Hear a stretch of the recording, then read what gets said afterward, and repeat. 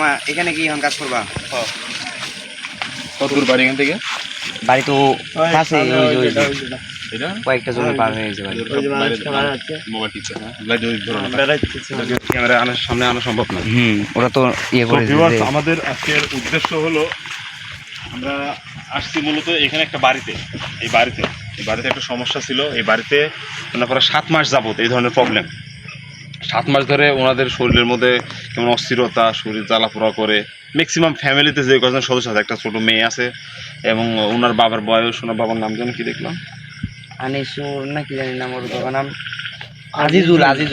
না ওই বাড়িওয়ালার নাম আনিসুর ইসলাম। হ্যাঁ, তার বাবার নাম আজিজুল, আর বাবার নাম আজিজুল ইসলাম। যাই ওই আনিসুর লোকটাও কিন্তু তেমন বয়স না, পর কত 38 বছর বয়স, তাই ইয়াংয়ের থেকে একটু বেশি হবে আর কি। তো যেই ক্ষেত্রে ওনার অবস্থা যেভাবে, ওনার শরীরের কন্ডিশন দেখলাম শুকায় কাঠ হয়ে গেছে। আমি খালি পারতাছি না, ওনাদের অনুরোধ রিকোয়েস্ট যেন আমাদেরকে যেন অনলাইনে কোনো কিছু প্রকাশ না করা হয়, যেন ওনার শত্রুপক্ষ যারা আছে ওনাদের গোষ্ঠীর লোক হয়তো এই ঝামেলাটা করছে। আমার সন্দেহীরা, আমি বাড়িতে অলরেডি 15-20 মিনিট ধরে আমি ওখানে ছিলাম, তারপর ওনার সাথে কথাবার্তা বললাম। আমি 10 মিনিট ওখানে চেকও করলাম যে কাজগুলো করছে আমি ওদেরকে তো বলতে পারতাছি না, তার বংশে বা ওদের রক্তের মধ্যে যে কোনো একজন এই কাজটা করছে। এই জন্য কিন্তু ওদের এই ফ্যামিলির এই অবস্থা। মানে জমি নিয়ে এগুলো গ্যালজামগুলো বেশি হয়, ফ্যামিলি জমি টাকা সেগুলো নিয়ে ঝামেলাটা হয়েছে। কিন্তু ওর কাছে আমি এখনো কিন্তু প্রকাশ করিনি। আমি একটু খুঁজবো, দেখবো। আমার টার্গেট খালি, মন খালি এইদিকে টানতেছে যে এইদিকে কোনো না কোনো একটা কিছু হয়েছে। তো আমি সামনে যাই, দেখতে থাকি। আগে দেখি যে কত বড় এই বাগানটা, বাগানটা তো অনেক ঘন মামা। এটা কিসের গাছ? এই যে এটা এত বড় গাছ, এত বড় গাছ। এটা কি ওই যে বট পাথরের গাছ নাকি?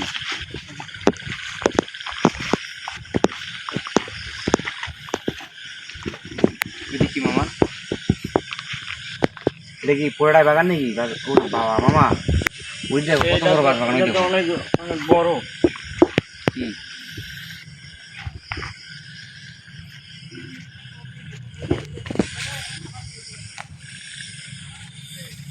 আল্লাহ, এটা কত বড় বাঁশ বাগান।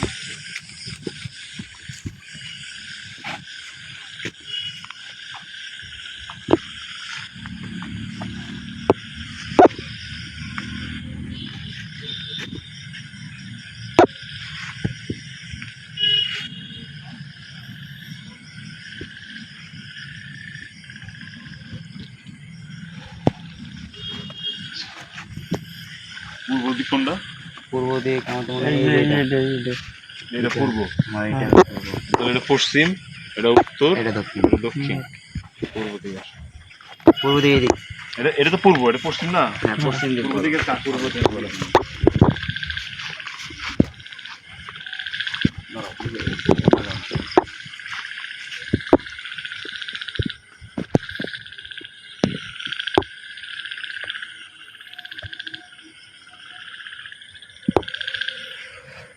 আল্লাহ, কত বড় বাগান, এত ঘন বাগান। শেষ কত দূরে? আসলাম কোন দিক দিয়ে জানি, এই দিয়ে আসছে না? ওই দিক ঠিক আছে।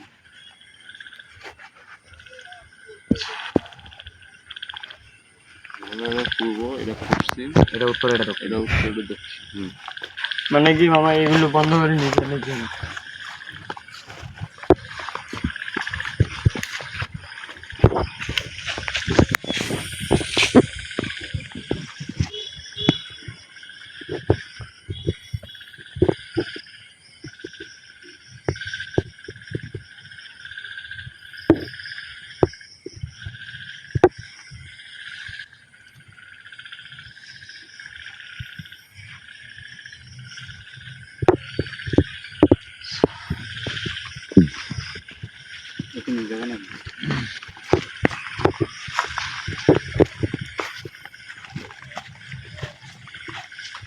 জানতে চাইছি। ঠিক আছে।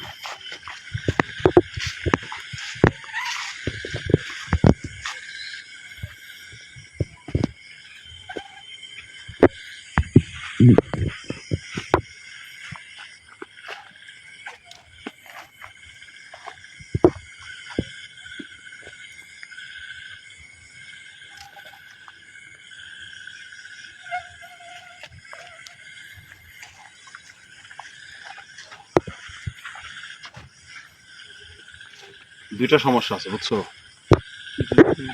সমস্যা দুটো লাগা, একটা লাগা ওনাদেরকে কেউ কালো জাদু করছে মেডিটেকে ধ্বংস করে দেওয়ার জন্য।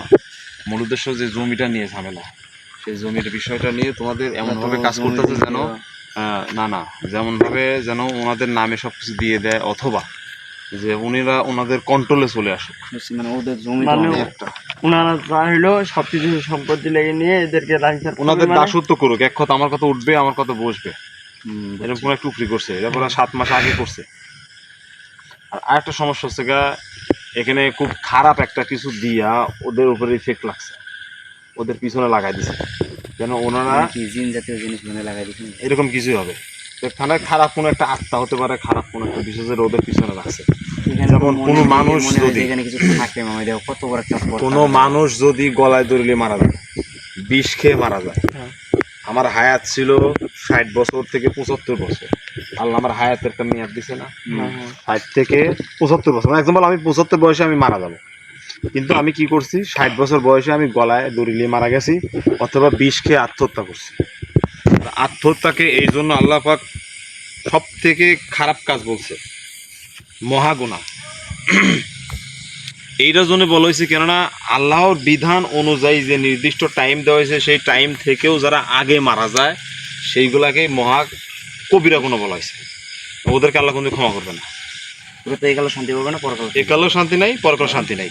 কিন্তু এই যে আমি যে 60 বছর বয়সে মারা গেলাম, বাকি যে আমার 75 বছর বয়স পড়তে যে 15 বছর থাকে, এই 15 বছর তাকে আল্লাহ শাস্তি তো দিতে থাকে, তার আত্মা পৃথিবীতে ঘোরাফেরা করে। ওই 15 বছর যখন পার হবে, তখনই তার আত্মা কী করবে, সরাসরি তার রুহের মধ্যে বা তার দেহের মধ্যে প্রবেশ করবে। সে আর সরাসরি করবে না। কিন্তু সে যদি পাপিষ্ঠ হয়ে থাকে, বা সে তো পাপী, সে যদি আত্মহত্যা করছে, যদি আল্লাহর হুকুম বিধান অমান্য করছে, তাকে কিন্তু কবরের মধ্যে তার রুহের মধ্যে ঠিকই আযাব হতে থাকে।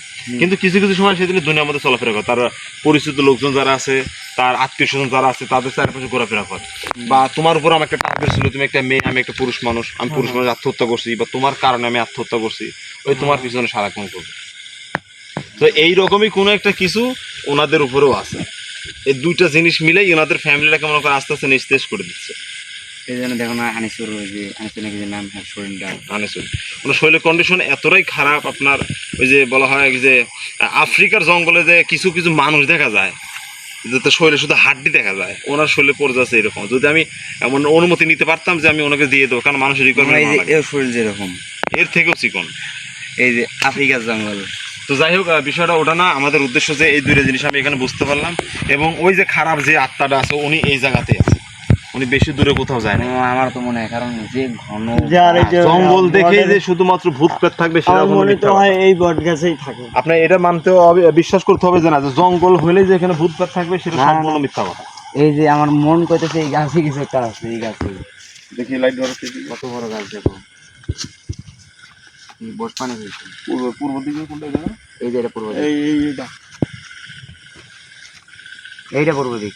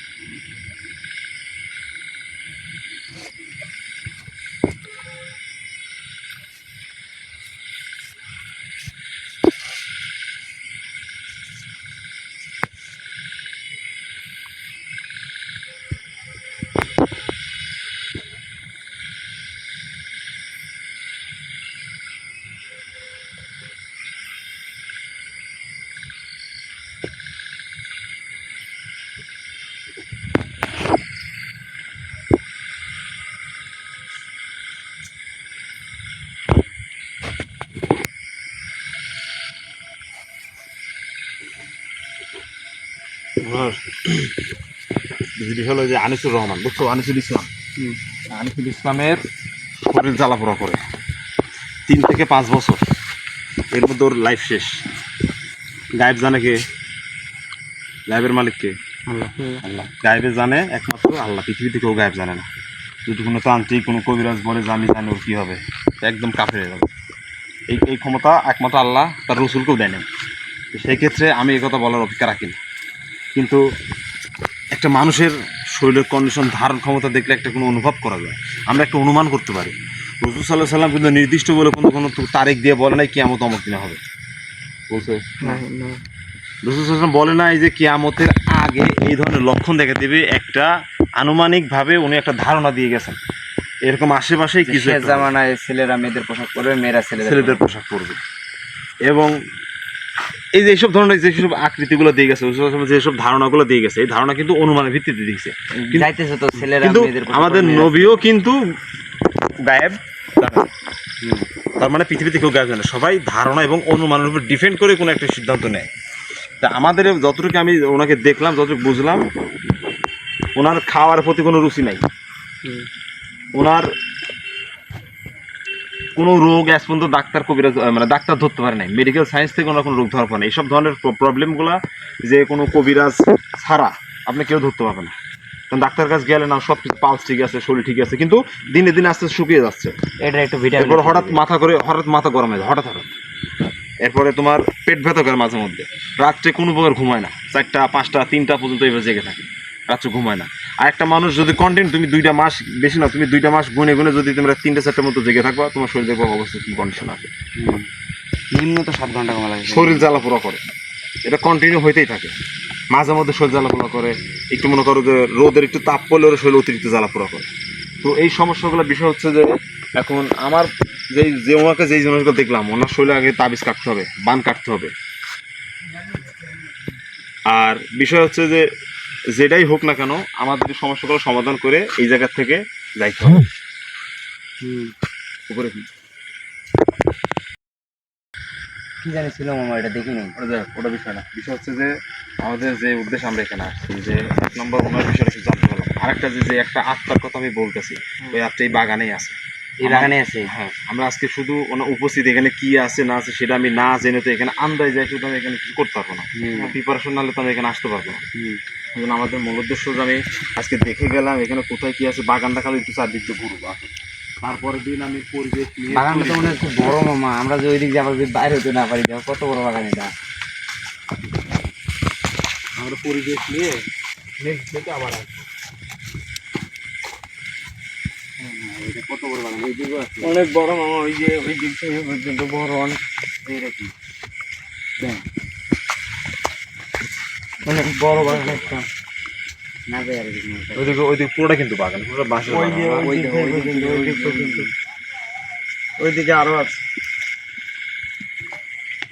তো যাই হোক, আমাদের উদ্দেশ্য যে আমরা দেখতে আসলাম এবং এখানে কি কি ঘটছে, কি কি ঘটনা এবং কি কি দরকার, যা কিছু লাগবে আমি সব কিছু অ্যারেঞ্জ করে নিয়ে আমি সামনে যেখানে একটা ভালো দিন দেখে খুব তাড়াতাড়ি, বেশি দেরি না, খুব তাড়াতাড়ি আমি এখানে আসবো।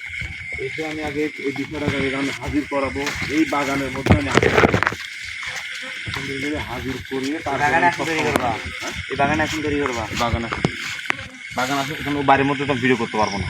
মানে ওর বাড়িতে আবার ভিডিও করতে যাবে না, বাগানে আমার বাগান মধ্যে আসল করে আমরা কাজটা কি থাকবে, 2টা কাজ থাকবে। একটা লাগায় যে আত্মাটা ওদের সঙ্গে চলাফেরা করতে হবে, সেই আত্মাটাকে সরানো। আরেকটা ওদের বাড়ি শুদ্ধ করে দাও। ওদের বাড়ি থেকে যার উপরে যা কিছু বান করুক, জাদুটনা করুক, যাই কিছু করে থাকুক না কেন, ওইগুলোকে কেটে দিয়ে ওদের পুরো বাড়ি বন্ধ করবে এবং ওদের প্রত্যেকের শরীর বন্ধ করে দেবে। ওদেরকে হাত দিতে না পারে, ওদেরকে নেক্সট টাইম যেন অ্যাটাক করতে না পারে। আর তাবিজ কাকে বলা হয়? তাবিজ ইসলামে তাবিজ ব্যবহার করা হারাম, শিরক। তাবিজ কাকে বলা হয়? মানুষের তৈরি করা কোনো কিছু, মানুষের তৈরি করা লেখা কোনো কিছু শরীরে ব্যবহার যেটাই করবে সেটাকেই তাবিজ বলে। না বুঝাতে পারছি? বুঝছো তুমি? হ্যাঁ। তাবিজ কাকে বলা হয়? মানুষের হাতের দ্বারা তৈরি করে কোনো কিছু ব্যবহার করলে সেটাকেই তাবিজ বলে। আর সেই তাবিজই কেবল শরীরে ব্যবহার করা কি শিরিক, কুফরি করা হবে। কথা কি বোঝা গেছে? ঠিক হয়ে গেছে, এদিকে আয়। কথা কি ক্লিয়ার? হ্যাঁ। তার মানে ওইটা তাবিজ, এটাকে তাবিজ বলে। এখন কোরআনের আয়াত দিয়ে যদি আমি সঙ্গে রাখি আমাকে এটা পাপ হবে? না না, এটা আল্লাহর বিধান। হ্যাঁ। আল্লাহর আমার বিশ্বাস কোথায় যে আমি কোরআন আমাকে আল্লাহ নাজাতের জন্য পাঠাইছে, তার মানে কি আমি যদি কোরআন থেকে কোরআনের কোনো একটা বিষয় নিয়ে যদি আমি রাখি, আমার সঙ্গে রাখি, তাহলে সেক্ষেত্রে আমার কোনো প্রবলেম নেই, এটা শিরিক হয় না। যদি আমি কোনো কিছু বানোয়াট দেখলাম, আয়াতের উল্টাপাল্টা কোনো কিছু করে আমি তোমার সঙ্গে দিলাম তোমাকে ই করার জন্য বা ভয় দেখার জন্য বা তোমাকে বাঁচানোর জন্য, সেইগুলাকে তোমার কুফরি হবে, সেইগুলাই তোমার শিরিক হবে। মানে আল্লাহর কোরআনের প্রতি তোমার বিশ্বাস নাই, ওই উল্টাপাল্টা করে লেখালেখি করে নকশা টকশা বানাইছে, ওইগুলো তোমার সমস্যা। আবার যে নকশাগুলো আছে এই নকশাগুলো কিন্তু কোরআনের থেকেই নেওয়া। কোরআন থেকে আবার নষ্ট হয়ে যাবে না। এটাকে তোমার যেমন এটাকে আরবির অঙ্ক বলা হয়। আমাদের বাংলা অঙ্ক আছে না, ইংরেজি আছে না, 3টা ভাষা, প্রত্যেকটা দেশে 3টা ভাষা। বাংলা মানে নিজস্ব, না নিজস্ব রাষ্ট্রীয় ভাষা আরবি, আর আরবির ওটা অঙ্ক, বুঝতেছো? আর ইংরেজিতে ইংরেজি ইন্টারন্যাশনাল ভাষা। তো যাই হোক, হ্যাঁ ইন্টারন্যাশনাল ভাষা।